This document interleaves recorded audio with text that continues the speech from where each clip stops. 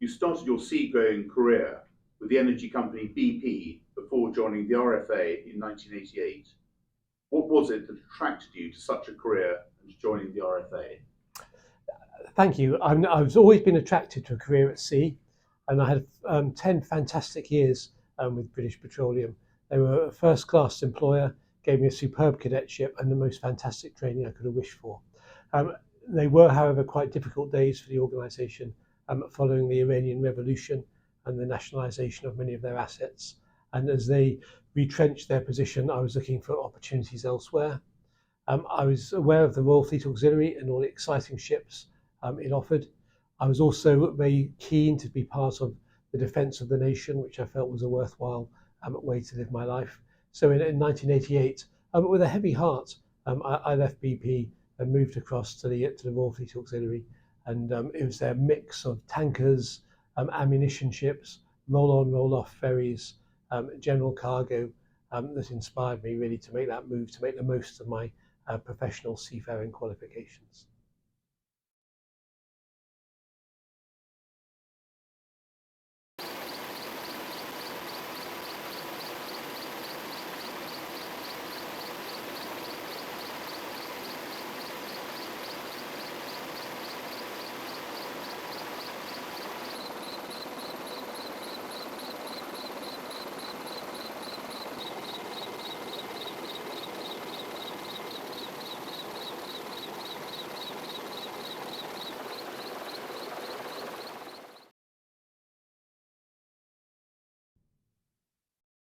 We were delighted to welcome you as an honorary liveryman of the Worshipful Company of Fuelers when you became Commodore RFA in 2020. Since that time, what have been your major challenges and achievements in running the RFA? Thank you. No one will be surprised to hear that the major challenges around people and money.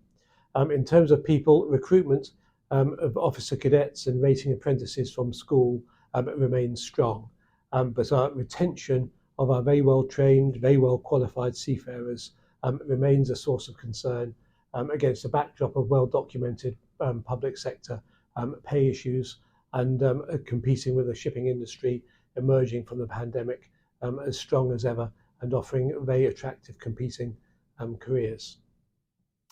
In terms of money, pressures remain on the defence budget despite recent increases, and as we look to maintain our ships and keep them within their classification and flag regulatory state, and also now we're also governed by the Defence Maritime Regulator, so a twin track of endorsement and audits. Maintaining ourselves within our budget remains a challenge as always. In terms of my successes, I think this year we've seen the introduction into service of two new platforms, RFA Stirling Castle and RFA Proteus, delivering two new capabilities for the nation, and RFA have been entrusted to deliver that, and that gives me great pride in all that we do day in, day out to deliver on behalf of the defence of the nation. In addition to arranging visits for our members to our affiliates and inviting you to join us for some of our educational and social events, we celebrate the achievements of the men and women serving with our affiliates, which we do annually at our affiliates prize giving, sponsored by the Fuelers Charitable Trust Fund. Could you tell us about the impact that these awards have on the people you nominate? Thank you. And the generosity of the city livery companies always humbles me. In particular, we have a fantastic story from our award winner from the Fuelers Award last year in 2022, when one of our very brightest and best was rewarded for the extraordinary performance he did on RFA Wave Night on operations out in the Caribbean. And then to have him hosted by yourselves, first up at St Olaf's Church and then at the award luncheon in Trinity House was the most extraordinary experience for him and his fiancée. I know they very much enjoyed the occasion and found it quite inspiring. That individual has now gone on to achieve his Class 1 Certificate of Competency Marine Engineers, and I'm delighted to say he's now our training officer at the training establishment HMS Sultan. So it's the first face all our new recruits and young engineers see when they join the service, and he's responsible for their mentorship and development as they progress through training. So really a tremendous award, and we see there, just how inspiring it can be. And again, I thank the Worshipful Company of Fuelers for their extraordinary generosity. Master, Wardens, fellow fuelers, honoured guests, good afternoon. It's an absolute pleasure to kick off the prize giving this afternoon. Why is that down to me? You might have asked. The Trust's primary aims are the relief of poverty, advancement of education, research, and assistance through awards, through prizes and donations in areas connected to energy. We are delighted to fund the prizes that will shortly be awarded to the dedicated representatives of our military affiliates. Royal Fleet Auxiliary, Chief Officer, Engineering, Brian Lee.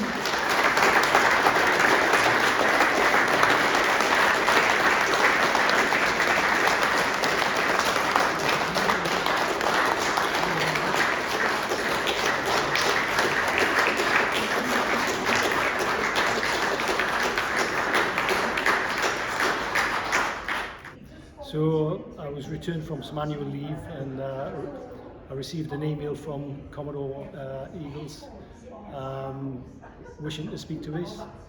And when they eventually made contact, I found I was to receive this award, which I joined the RFA in 1985 as a junior rating, got up to the dizzy heights of Chief Petty Officer at 24. At 30, I started getting my engineering qualifications, became an engineer, and I'm now a Chief Officer Engineer with 38 years service. And to receive this award is pretty much icing on the cake, really, for an appreciation of all the efforts I've made throughout my career. The City of London and its livery companies have supported the armed forces over many years. In the Fuelers, we are lucky that our affiliations are closely aligned to the energy trade, with our historic ties with the RFA being through the tankers RFA Wave Knight and RFA Wave Ruler. In addition to our affiliation, we have another link in that our past master, His Royal Highness the Duke of Edinburgh, is Commodore-in-Chief of the RFA. How is our affiliation viewed in the RFA, and how do you think we can expand our relationship further? Are there, for example, any opportunities for work experience or careers days that we can share with some of the young people we support through the work of the Fuelers Charitable Trust Fund? Our relationship with the Fuelers is one of the jewels in the crown of the Royal Fleet Auxiliary, and is regarded with huge pride across the workforce. That link is further enhanced, as you say, by our relationship, our joint relationship with His Royal Highness. And I know just how much pride he takes in what the RFA achieve and deliver, and to be part of the Fuelers family is tremendous and so well appreciated across the workforce. But we're delighted to be involved in all elements of your work, and I would certainly see us involved with a Careers Day if you wish to support that, and anything we can do to support the charitable work of the Fuelers Trust. I know that we'd be delighted to support, and I know His Royal Highness would wish us to step into that position to support some of those less advantaged and supported by the city livery companies.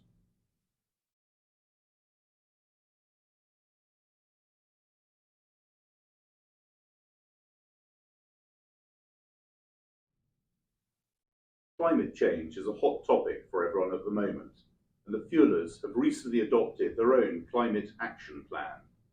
One of our aims is to engage with affiliates in order to support them in considering their impact on the environment. How are the RFA looking to reduce their environmental impact, and can the Fuelers support you with this? Thank you, and please excuse me while I put my glasses on, just while I check some of my detail there. But that whole business is a very challenging topic for defence, and indeed the shipping industry, but one with which the RFA and the Royal Navy are now fully engaged.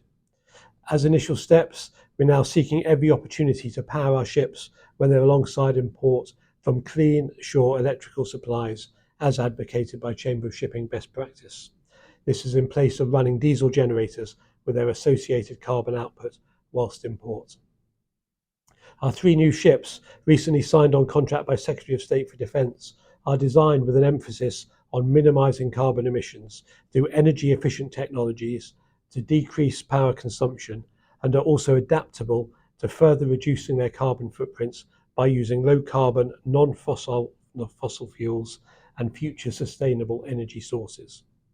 The ships are also designed to be adaptable from the outset to achieve a carbon zero status by the end of their 30-year operational lifespan, game changing for defence and our ships.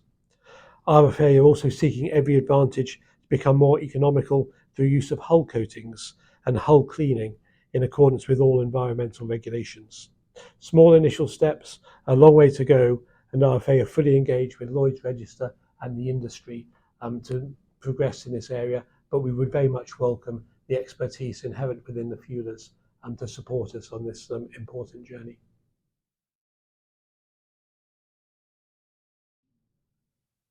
What does the future hold for you and for the RFA? Thank you for asking. The future for the RFA is incredibly bright. For the first time in probably 2 generations, we're looking to grow the workforce. As I mentioned earlier, we've had the 2 new ships that we've been entrusted to bring into service, Stirling Castle and Proteus. Secretary of State for Defence has signed off on 3 new ships to enter service at the end of the decade, thus giving us the future sustainable growth that we require. And interestingly, the next generation of tankers are now being talked about in the National Shipbuilding Strategy, and quite what they'll look like. I think a lot of work to be done there. So an incredibly bright future for the service as we transition through the next 10, 15 years. As for myself, I've got probably another 18 to 24 months in post, and that'll be 45 years, dare I say, and I'll be ready to move on to the next phase of my life after the most wonderful career. And I shall most certainly keep contacts with the maritime community that I've enjoyed being part of for so long. I'm so pleased today on the 10th of October 2023 to be here attending the RFA Proteus service of dedication as the ship goes through the next milestone in its acceptance into service. We've been working on this probably for the last 12 months, and to be here today in the Pool of London in beautiful sunshine with our colleagues and friends and supporters from the livery companies of London is quite extraordinary. We've also got our colleagues from industry across defence and all the ship's company really on board. We've had the honour of our Commodore in Chief, the Duke of Edinburgh, and also the ship's sponsor, Mrs. Mercy, who came on board this morning. All in all, a wonderful day, and we finally got the ship service of dedication and firmly on the road to entering operations.